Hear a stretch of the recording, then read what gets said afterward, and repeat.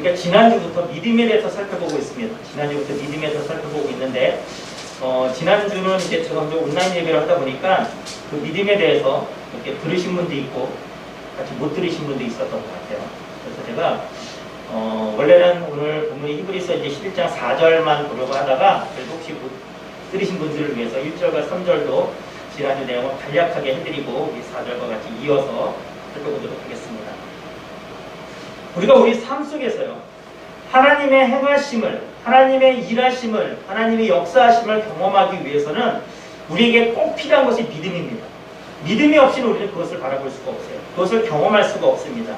더군다나 하나님의 영이시기 때문에, 즉 하나님이 우리 인간한테 육체를 가지신 분이 아니라 영이신 분이기 때문에 우리 눈에 보이지 않기 때문에 보이지 않는 하나님이 내 삶 속에서 내게 이런 일을 하셨다라는 것을 우리는 상식적으로는 여러분 받아들여지지가 않아요.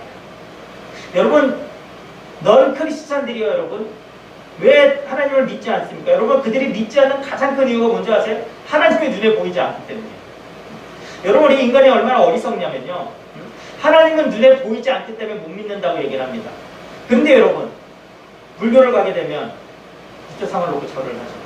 또 많은 미신들이 여러분 앞에 뭔가를 이렇게 만들어 놓고 거기다 절을 합니다. 근데 여러분 참 재밌는 게 뭐냐면 그 만들어진 모든 것들은 초자연적으로 생긴 게 아니죠. 우리 인간이 만든 거라고. 그러니까 인간이 만들고 거기에 절을 합니다. 마치 여러분 모세가 시내산에 십계명을 받으러 갔었을 때 모세가 나타나지 않으니까, 모세가 자기의 생각보다 오랜 시간 내려오지 않으니까 이스라엘 백성들이 뭘 합니까 여러분? 금을 모아서 여러분 뭐를 만듭니까? 금송아지를 만들잖아요. 그리고 거기에 절을 하면서 뭐라고 합니까? 이것이 우리를 애굽에서 인도해낸 하나님이라고 얘기를 하잖아요. 그리고 우리 인간은요, 눈에 보여야, 그 눈에 보이는 것이 초자연적인 현상이 아니라 내가 만든 거라도 눈에 보여야 그것을 믿는 게 우리 인간이라는 거예요.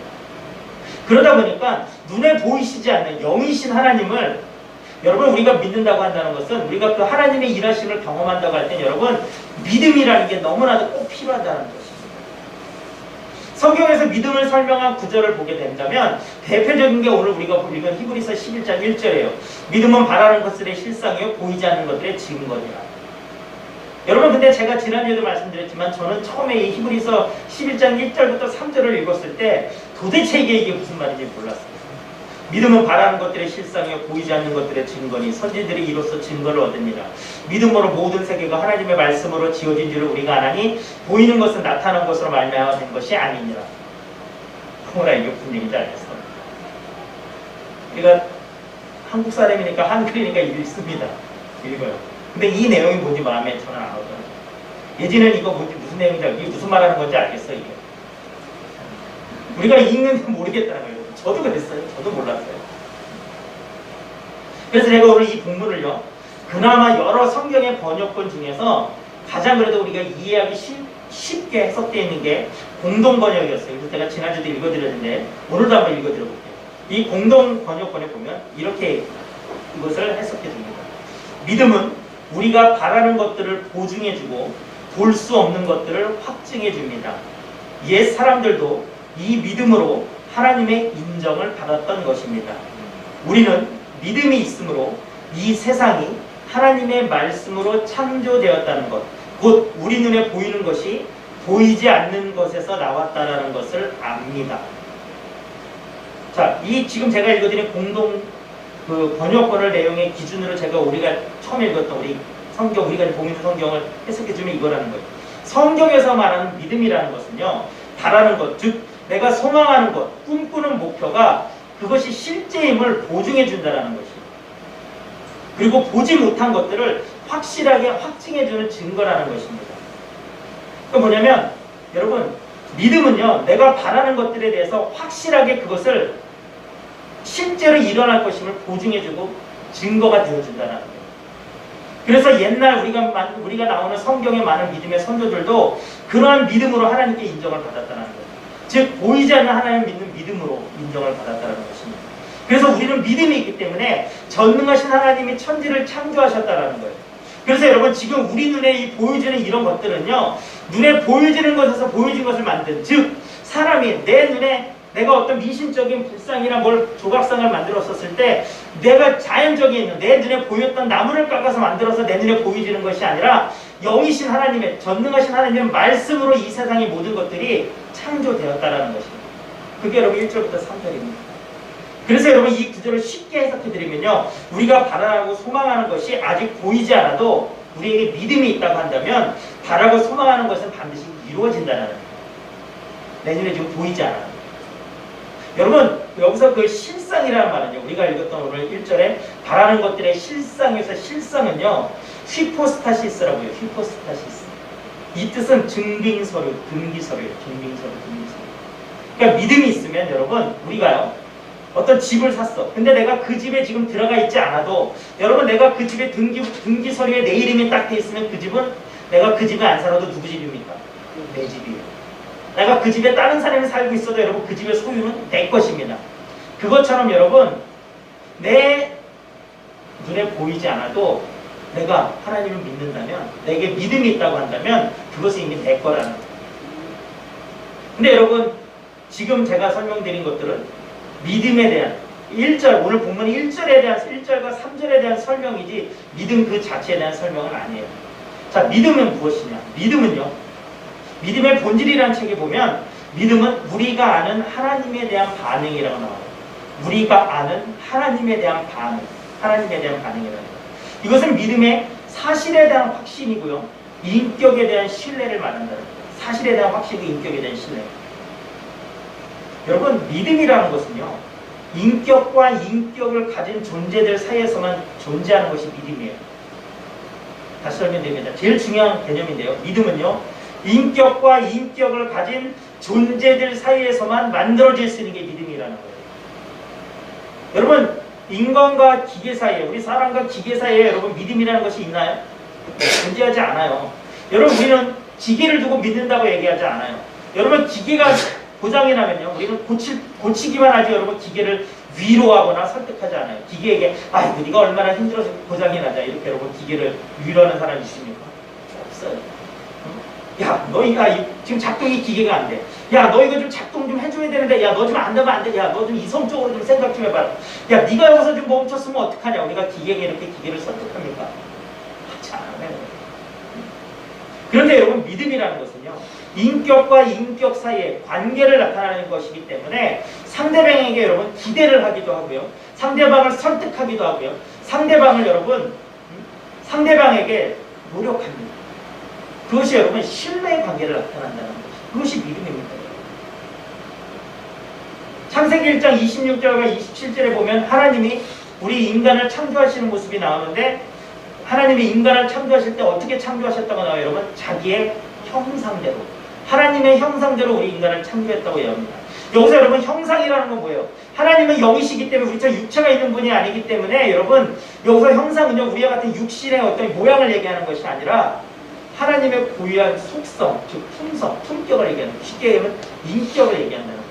하나님이 갖고 계시는 그런 품성의 형상대로 우리 인간을 창조하셨다는 거예요.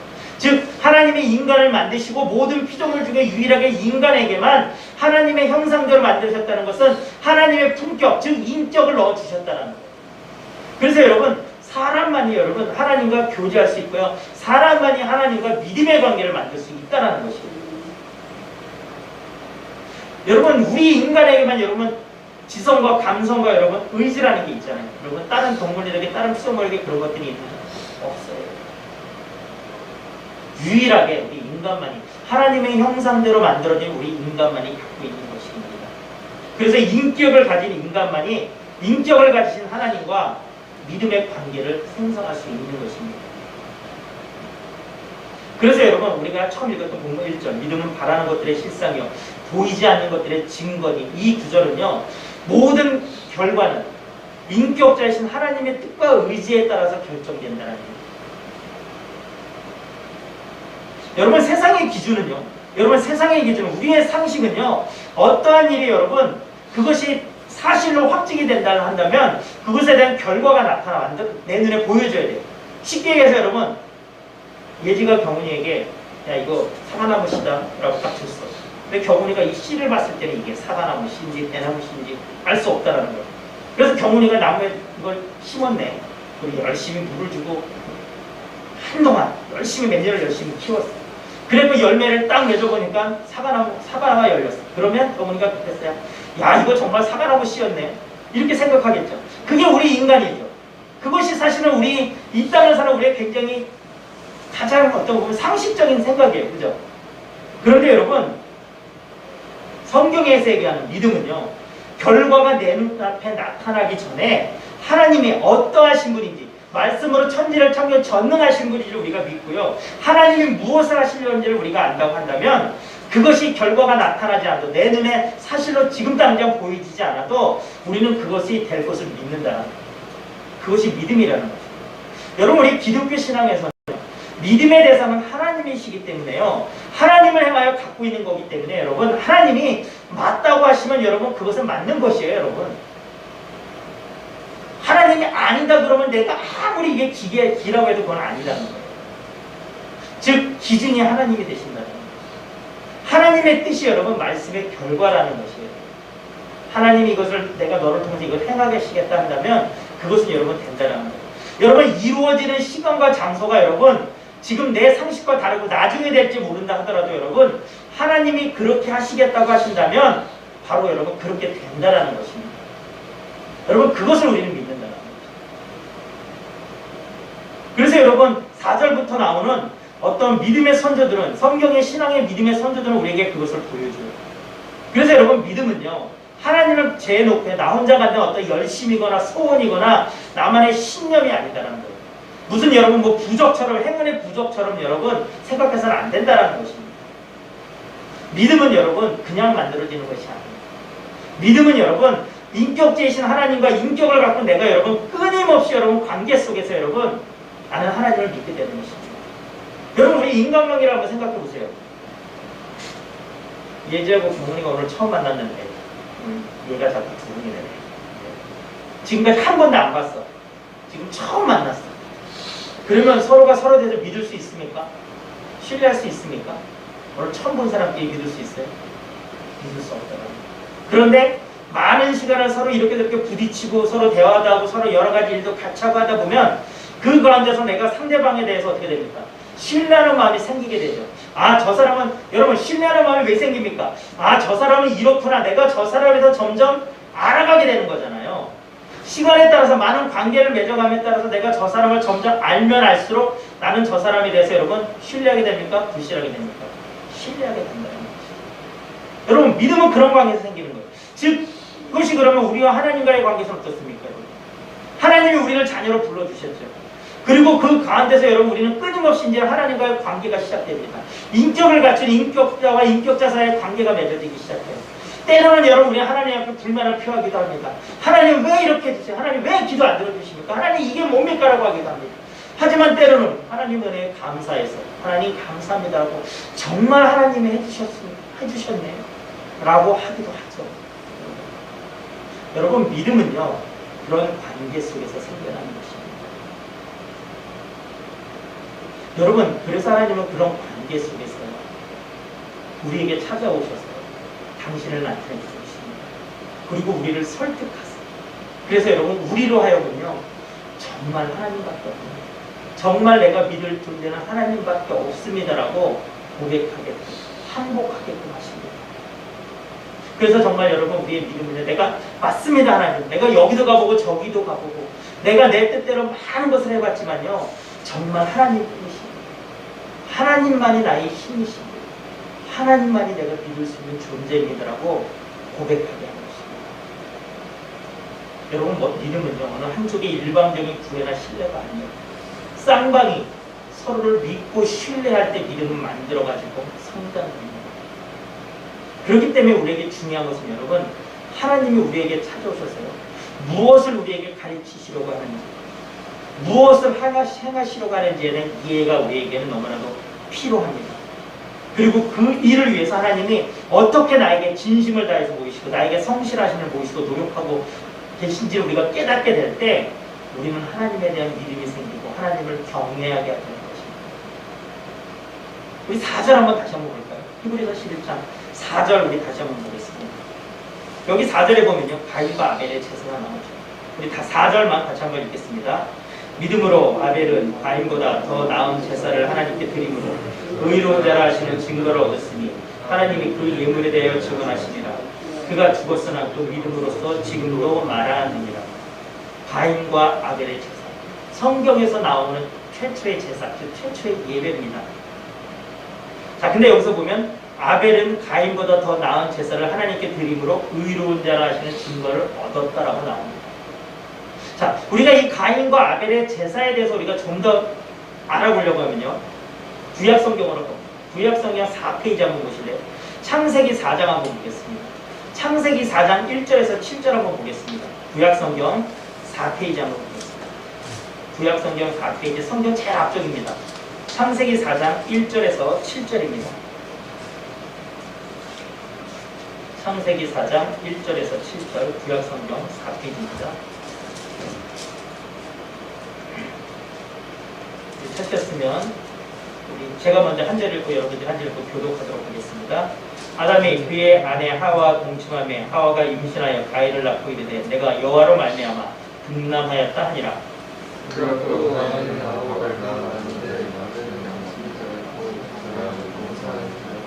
세월이 지난 후에 가인은 땅의 소산으로 제물을 삼아 여호와께 드렸고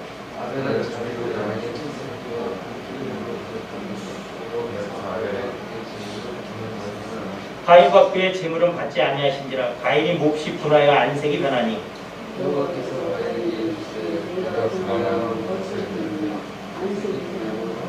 읽겠습니다. 내가 선을 행하면 어찌 낯을 들지 못하겠느냐. 선을 행하지 아니하면 죄가 문에 엎드려 있느니라. 죄가 너를 원하나 너는 죄를 다스릴지니라. 여러분, 지금 우리가 읽어드린 이 구절들은요, 최초의 예배에 대해서 나오는데요, 우리가 잘 아는 대로 하나님은 아벨과 그의 제물은 받으셨지만 가인과 그의 제물은 받지 않았다라고 나옵니다. 여러분, 그 이유에 대해서요, 전통적인 옛날에 제가 어렸을 때 들었던 그런 전통적인 해석에 있어서는요, 농부였던 가인이 제물을 드릴 때 그 제물을 제대로 이렇게 양식에 맞춰서 규정에 따라서 놓지 않았고, 양치는 아벨은 제사법대로 제물을 바르게 잘라서 드렸기 때문에 하나님이 아벨의 제사를 받았다라고 했었고요. 또한 아벨의 제사를 받은 이유가 피의 제사, 즉 생명체를 드린 거였고, 가인은 생명체를 드린 게 아니었기 때문에 안 받았다. 이런 일들이 참 있었어요. 근데 여러분, 참 안타까운 건 뭐냐면 그 정답이 성경에 명확하게 나와 있지는 않아요. 왜 하나님이 가인과 그의 제물을 받지 않았는지, 왜 아벨과 그의 제사를 받았는지에 대해서 명확하게 딱 이렇다라고 딱 정확하게 나와 있지는 않아요. 그래서 여러분, 옛날에 이것이 해석이 굉장히 많이 불분했어요. 그런데 여러분, 지금은요, 어느 정도 굉장히 명확하게 우리가 설명을 합니다. 우리가 그것을 살펴보러 가는데, 가인과 아벨 시대 때는요, 우리가 알고 있는, 지금에 알고 있는 제사에 대한 그런 규칙이 없었다는 거죠. 우리가 성경에서 제사를 얘기할 때 무슨 많은 제사가 있습니다. 속건제라든지 번제라든지 화목제라든지 많은 제사가 있는 종류가 있는데요, 여러분, 그거는요, 모세 시대 이후에 들어온 거예요. 모세 시대 이후에. 그런데 지금 가인과 아벨은 모세 시대보다 여러분 훨씬 앞의 시대입니다. 그러니까 여러분, 그런 규정이 있었던 시대가 아니다라는 것입니다. 아마 그 당시의 제사는요, 아담과 하와의 말씀을 통한 감사의 제사였거나 아니면은 한 텀이 지난, 즉 여러분, 농사를 지었다고는 그 농사를 씨를 뿌리고 길러갖고 수확을 했던 그 한 텀, 양을 키웠다는 어린 양을 키워갖고 어떤 한 절기가 지났을 때 어떤 양털을 얻어낼 수 있는 한 절기가 지났을 때 어떤 감사의 제사였을 것입니다. 여러분, 그렇게 본다 그러면 하나님이 가인의 제사를 받지 않고 아벨의 제사만 받은 것은 제물이라는 그 자체에 있는 것이 아니다라는 것이죠.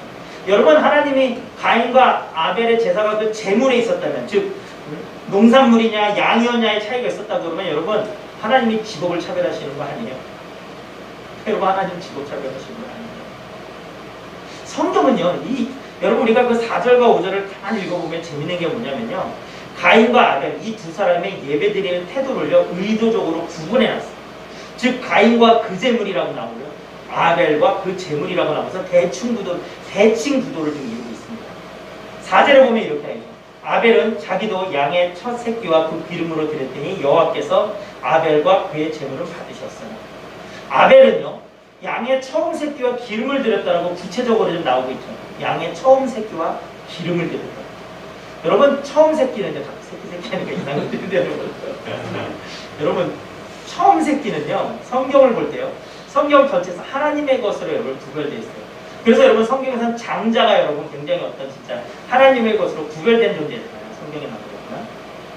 그래서 여러분 출애굽 당시에서도 여러분 마지막 10번째 재앙이 애굽의 사람과 가축의 모든 장자 처음 새끼를 다 죽였잖아요.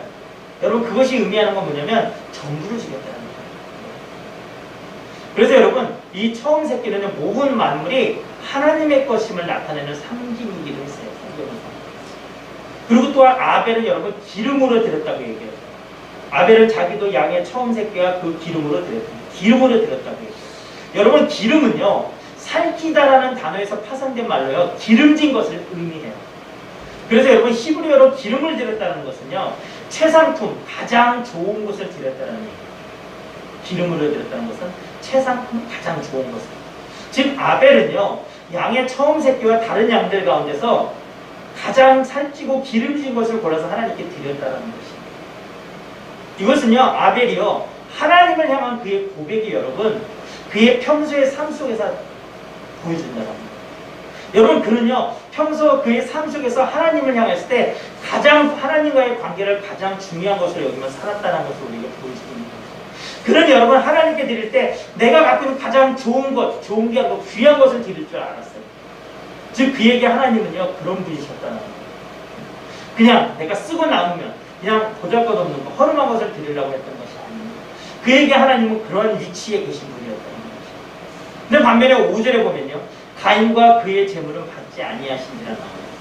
이 말은요, 단순히 가인과 그의 재물을 거절하신 것이 아니라 여러분, 가인이라는 인간 가인의 존재가 재물과 함께 하나님 앞에서 거절되었다는 것입니다. 가인과 아벨의 재물 드리는 부분을 원어로 살펴보면요, 여러분 이렇게 나와요.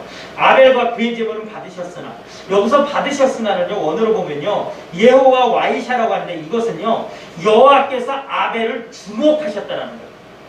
즉 하나님은요, 여호와 하나님은 아벨을 주목하셨다는 거예요. 가인과 그의 재물은 받지 아니하신지라, 받지 아니하신지라의 원어를 보면 샤한데요, 이것은요, 그가 주목하지 않았다는 거예요. 그러니까 하나님은 여러분, 아벨은 바라봤지만 가인은 지금 보고 계시지 않았다는 거예요. 주목하지 않았다는 거예요. 즉 가인은요, 하나님의 관심 밖에 있었다는 거예요. 그래서 여러분 위에 이 4절과 5절을 직역해보면요, 그때 여호와께서 아벨과 그의 재물을 주목하셨다. 그가 가인과 그의 재물은 바라보지 않으셨다는 거예요. 여러분 이게 쉽게 얘기하면 뭐냐면요, 우리 김성훈 집사님 이루미가 연휴 동안 내가 아빠 맛있는 거 해줄게. 여기 이루미가 막 여러 가지 먹을 걸 확인해갖고 그냥 막 갖고 옵니다. 여러분 그게 맛이 있을 수도 있지만 또 때로는 정말 맛이 없을 수도 있겠죠. 뭔가 우리 어린 이루미가 뭘 제대로 했었겠어요. 그런데 그걸 갖고 온다 그러면 집사님이 그걸 먹고 이루미에게, 야 이루마 이건 좀 짜다, 이건 좀 싱겁다 그러시겠어요? 맛있다 그러잖아요. 야 너무 맛있다 이루마, 나 아빠 다음에 또 줘, 이럴 거 아닙니까? 왜요? 집사님이 이루미를 너무 사랑하거든요. 이루미를 사랑하기 때문에 이루미가 가져온 그것이 그냥 좋은 거예요. 그것이 맛이 있냐 없냐가 중요한 게 아니라 이루미 자체가 좋기 때문에 내가 이루미를 사랑하기 때문에 그것이 맛있게 먹는 겁니다. 그냥 좋은 거예요. 여러분 이런 것이었다는 거예요. 근데 반대로 여러분, 너무너무나 내가 정말 싫은 사람이 나에게 음식을 갖고 오겠어요. 그럼 여러분 우리가 그 음식을 먹습니까? 겉도 보지도 않아요. 맛과 상관없이 나는 그 사람이 싫으니까 그가 하는 행동도 싫은 거예요. 그가 갖고 오는 음식도 싫은 겁니다. 여러분 하나님이 가인의 재물을 받지 않으신 것은요, 재물이 문제가 아니라는 거예요. 뭘 재물로 바쳤냐가 문제가 아니라 가인의 평소의 삶이 문제였다는 거예요. 가인의 평소의 삶이 하나님은 그의 평소의 삶이 마음에 들지 않으셨다는 거예요. 가인의 평소의 삶은 하나님을 기쁘시게 하는 삶이 아니었다는 것입니다. 여러분 그러면 우리는 이제 알 수 있어요. 가인과 아벨의 제사는요, 그 제사를 드릴 때 사용한 재물의 차이로 인해서 하나님이 받으시고 안 받으시고가 아니라 그들이, 가인과 아벨이 평소의 삶 속에서 하나님과의 관계, 즉 믿음이죠. 여러분 믿음은 관계성이라고 그랬잖아요. 인격을 가진 사람들과의, 인격을 가진 존재들과의 관계성이라고 했어요. 즉 하나님과의 관계가 어떠했는지가 중요한 것을 우리가 알게 된 거예요. 아벨의 삶 속에서는 그는 하나님을 믿었다는 거예요. 신뢰했어요. 그래서 그의 삶 속에서 그는 하나님을 향한 경외가 나왔습니다. 사랑이 나왔어요. 그런데 가인은 그렇지 않아요. 그는 하나님의 존재는 인정했지만, 그래서 하나님께 제물을 드렸지만, 제사를 드렸지만, 그는 하나님을 온전히 신뢰하지 않았어요. 가인과 하나님과는 온전한 신뢰의 관계가 만들어지지 않았던 것입니다. 여러분, 하나님은요, 아벨이라는 사람의 예배를 받으신 거고요, 가인이라는 사람의 예배를 받지 않으신 것입니다. 그들의 삶의 믿음 가운데서 여러분, 그것은 결정적인 거예요. 우리가 드리는 예배들, 여러분, 하나님이 받으시냐 안 받으시냐는 여러분, 내가 드리는 제물이 문제예요. 예배 드리는 우리의 평소의 삶이 하나님과의 관계, 즉 내 평소의 삶이 하나님과 어떠한 관계를 맺고 있냐는 것이 여러분 중요한 것입니다. 여러분, 시험 볼 때 우리 벼락치기 공부 많이 하죠. 근데 여러분, 정말 늘 1등하는 사람은 여러분, 그냥 꾸준히 하는 사람이 1등하는 좋은 결과는 여러분 마찬가지입니다. 여러분. 하나님과의 우리의 관계도 여러분, 내가 필요할 때만 나가서 여러분 아버지 매일매일 우리 평소의 삶 속에서 여러분 하나님과 믿음의 관계를 맺어가십니다. 그래서 여러분 히브리서 11장 4절 우리가 알고 우리 오늘 본문에서는 믿음으로 아벨은 가인보다 더 나은 제사를 하나님께 드림으로 의로운 자라 하시는 증거를 얻었으니 하나님이 그 예물에 대해서 증언하시니라. 그가 죽었으나 그 믿음으로서 증거 말하느니라. 믿음으로 평소의 삶 속에서 아벨은 하나님과 좋은 관계를 맺었기 때문에 그는 가인보다 더 나은, 즉 하나님이 받으시는 제사를 그는 드릴 수 있었다는 것. 그리고 그것을 인하여서 그는 하나님을 온전히 믿는 믿음으로 인하여서 하나님 앞에 의로운 자라고 그는 증거를 얻었다는 것입니다. 그래서 비록 지금 아벨은 죽고 없지만, 그는 형에 의해서 살해를 당했지만, 그는요 그 믿음으로써 나는 평소의 삶 속에서 내가 이 땅에 살아갈 때 평소의 삶 속에서 나는 하나님을 믿고 신뢰하고 그 하나님과 좋은 관계를 맺었음을 지금 저와 여러분에게 알려주고 있는 것입니다.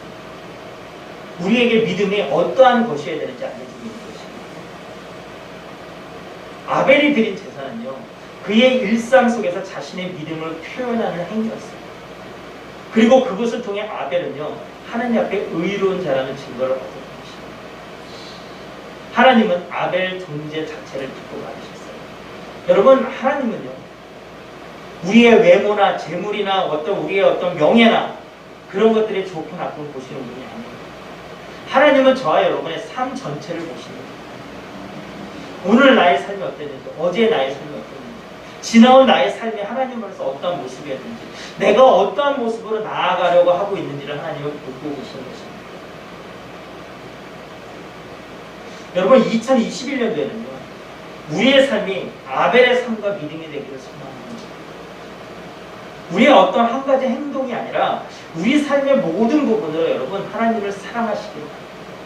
하나님 자체를 알기를 원하시길 바랍니다. 그리고 그 하나님이 오늘 나에게 무엇을 원하시는지, 오늘 나에게 어떤 의중을 갖고 계신지 여러분 그것을 알기 위해 여러분 하나님 앞에 더 나아가시길 바랍니다.